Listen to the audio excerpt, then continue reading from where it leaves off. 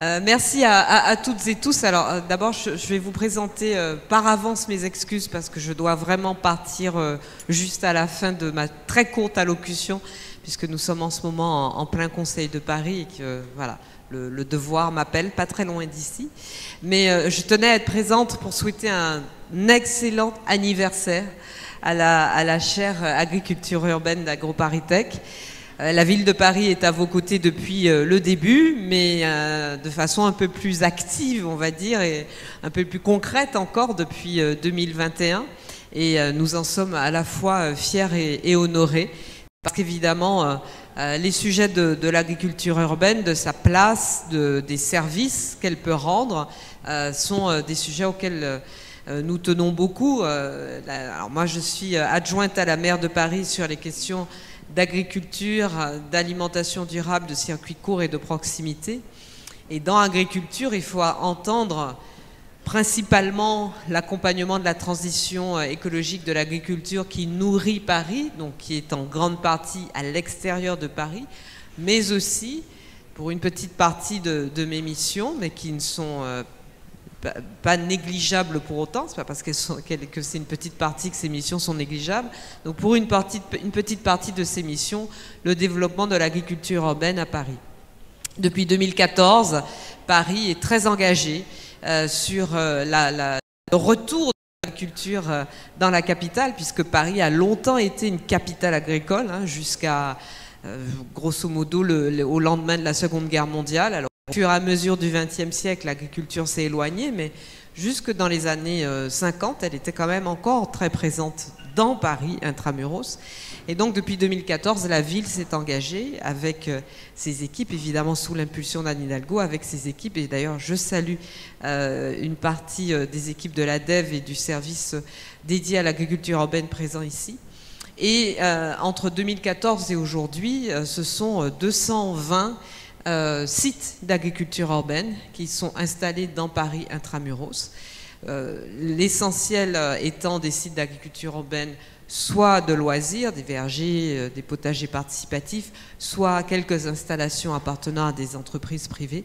Mais une bonne partie, plus de 70, enfin on est à 73 à peu près, sites sont des sites d'agriculture urbaine professionnels que nous installons avec notre appel à projet Pariculteur.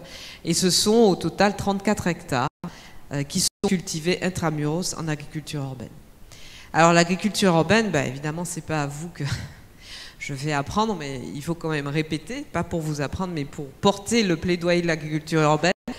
L'agriculture urbaine n'a évidemment pas vocation à nourrir l'ensemble de la ville, ni Paris, ni ailleurs. À part peut-être des toutes petites collectivités, je ne pense pas que qui que ce soit se lance dans le soutien d'agriculture urbaine en pensant nourrir l'ensemble de sa population. Mais elle y contribue de différentes façons. D'abord, nous, on veut, et singulièrement depuis 2020, faire de l'agriculture urbaine un maillon de la chaîne dans la lutte contre la précarité alimentaire. Beaucoup de sites d'agriculture urbaine à Paris sont installés dans des quartiers prioritaires de la ville.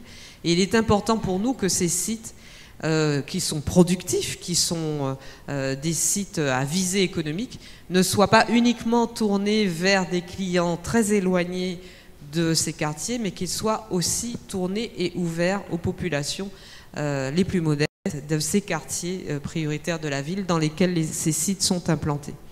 Et puis l'agriculture urbaine, évidemment, pour nous, ville de Paris, mais je pense aussi pour la chaire agriculture urbaine, c'est de la pédagogie, c'est de la sensibilisation des citadins sur les questions du vivant, de la nature, de l'agriculture, son empreinte sur la nature et sur les écosystèmes. C'est de la pédagogie pour les plus petits, pour leurs parents. C'est de la formation également. C'est aussi un sas pour des personnes non issues du monde agricole qui choisissent les métiers de l'agriculture et qui, avant de se lancer sur de grandes exploitations, passent par de l'agriculture urbaine. Et puis c'est évident. Alors ça, l'agriculture urbaine crée aussi de l'emploi. À Paris, au moins 330 emplois directs liés à l'agriculture urbaine.